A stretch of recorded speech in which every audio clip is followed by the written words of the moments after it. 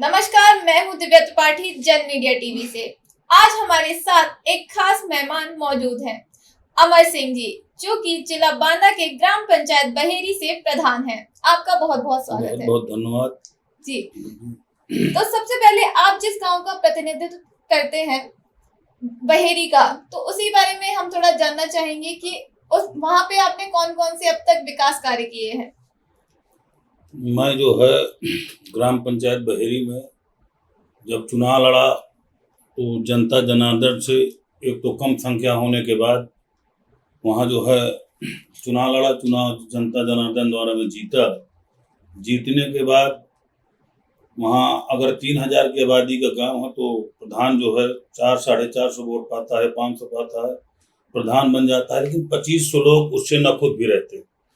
तो ये सब चुनौतियों को जब वो चुनाव जीत जाता है तो पूरे ग्राम पंचायत का प्रधान हो जाता है, पूरे ग्राम पंचायत का प्रतिनिधित्व भी करता है। तो वहाँ ये कांटों का ताज है एक तरह से कहा जाए।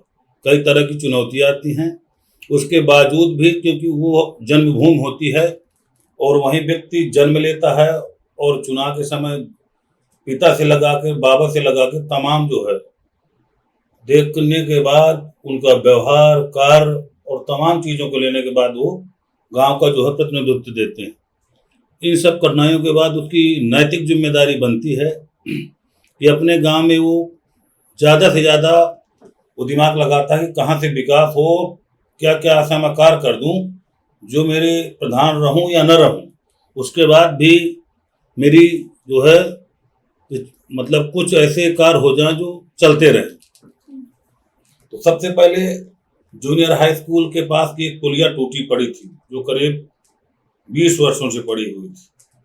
उसी के सामने कार्यालय था, तो मैंने वहीं से कार्य शुरू किया कि जूनियर हाई स्कूल की पुलिया बनवाया। पुलिया बनवाने के बाद ऐसी पुलिया बनवाया हूँ कि मैं रहूँ या न रहूँ लेकिन वो पुलिया जरूर रहेगी। दूसरी चीज, वहाँ प्राइमरी में जो है के पास गौशाला था जिससे छोटे छोटे बच्चे जाते थे और विद्यालय में जहाँ शिक्षा की जो है नींव होती है। तो मैं वहाँ डरा जब प्रधान हुआ कि यहाँ गौशाला है, अगर आषाढ़ में जुलाई के समय जब आता है तो प्रधान को कहा जाता है किसानों को नुकसान न हो और इनको जो है बंद करो।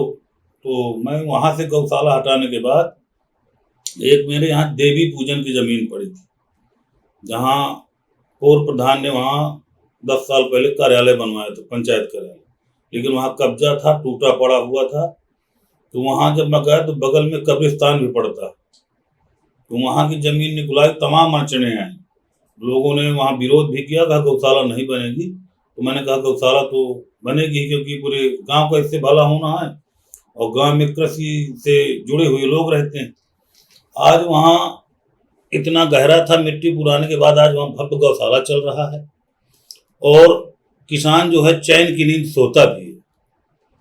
नहीं वो अगर खाना खाने भी आता था तो उसको जो है खाना भी नहीं खाया जाता था क्योंकि उसकी पूरी फसल नष्ट हो जाती थी।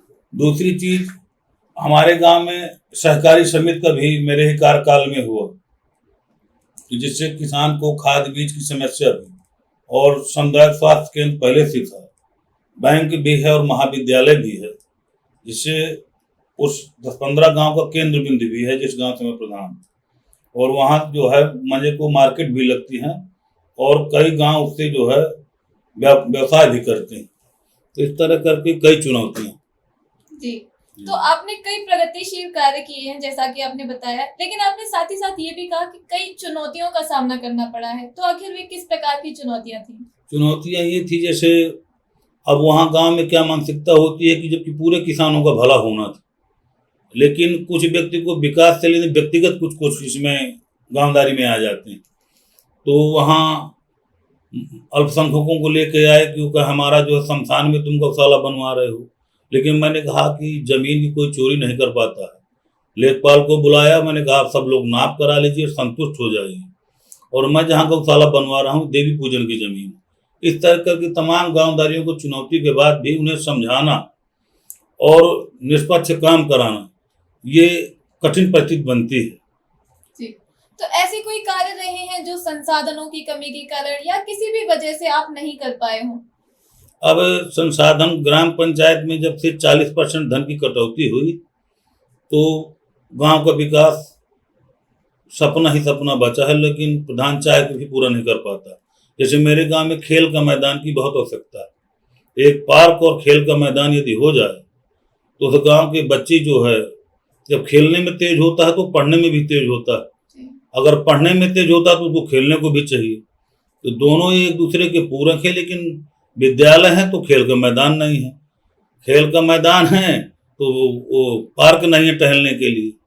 तो कुछ चीज़ों का अभाव तो है जो ग्राम पंचायत में जरूरत है, और उसका भी प्रयासरत हूँ।